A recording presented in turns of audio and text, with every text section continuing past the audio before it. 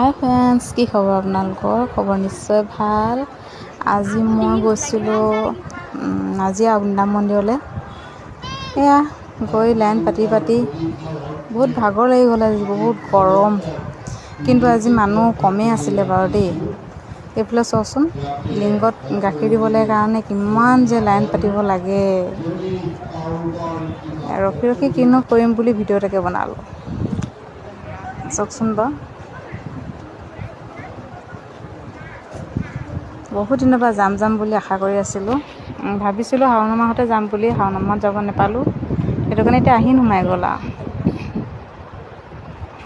ভিতৰতো আপোনালোকক দেখাবলৈ বহুত চেষ্টা কৰিলোঁ, কিন্তু ইমান ওচৰৰ পৰা দেখাবই নোৱাৰিলোঁ। এয়া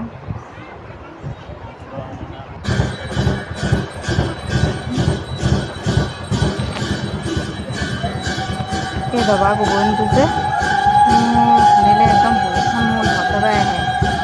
যেতিয়া দবা ধুমধুমকৈ কোবাই মোৰ বহুত মানে বুকুখন কেনেকুৱা লাগে নহয়।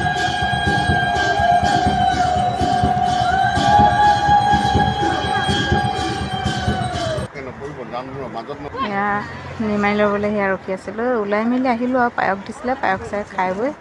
এয়া ৰ'দটো চাওকচোন ইমানে। Bye bye.